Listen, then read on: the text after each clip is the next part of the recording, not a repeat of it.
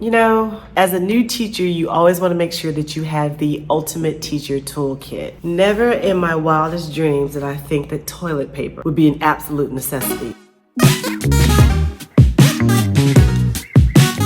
Hi everyone, my name is Leah. Welcome to my channel. If you're interested in what life looks like living and working abroad, this channel is for you. Today I'm sharing the top 10 things that are in my teacher toolkit. Even if you've never been a teacher before, there's this fundamental understanding of certain things that you know that you need to bring to the job to be prepared. It's always a good idea to make sure that you have a copy of the books that you'll be using in class, maybe a water bottle, lotion, alcohol spray or wipes, and extra masks.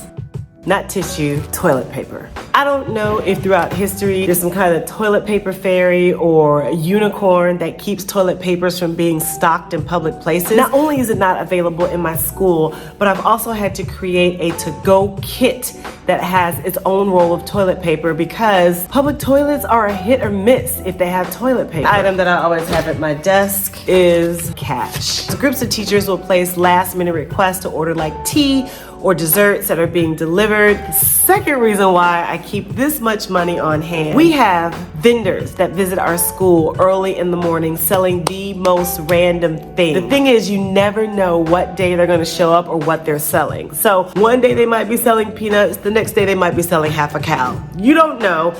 Extension cords. I worked at 3 different schools last year, and I can tell you across the board, there are never enough outlets for anything that you need. The extra outlets that are available are being taken up for rice cookers, teapots, or for coffee makers. Getting an extension cord from your local store to have available just for you at your desk is something that I would highly suggest.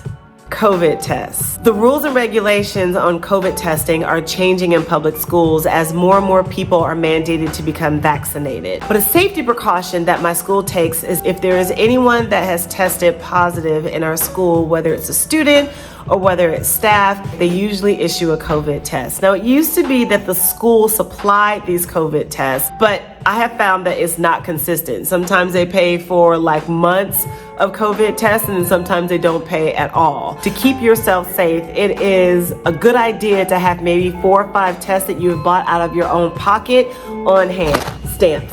Go to your local stationery store and pick up some stamps. These things are going to save you so much time of having to grade and write and mark up multiple papers. I also find that my students really enjoy seeing what different kinds of stamps you put in their book rather than a big old check mark. That also being said, I'm imagining that the red pen has some kind of mystical power. I just haven't figured it out yet. Make sure that you have one. This prevents you from having to be at the front of your class all the time to interact with the board. They are rechargeable. They operate with a USB port. They run roughly about $100. They are a really great resource to have in class.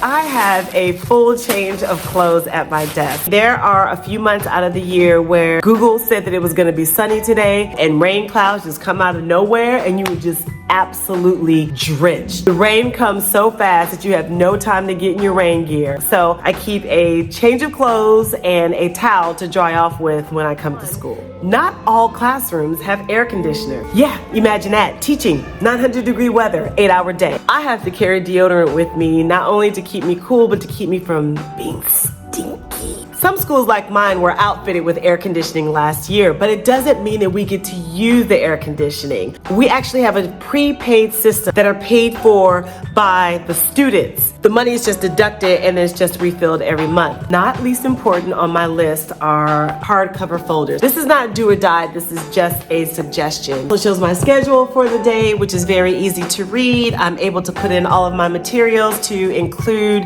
the attendance sheet, my grading sheets, my books, my clicker, my pens. All of this is in one area that I can take from class to class as I teach throughout the day. So there you have it, your basic arsenal to survive teaching in Taiwan. Are there other things that you would add to this teacher toolkit? Leave a message below. As always, thank you for joining me and I'll see you on the next video.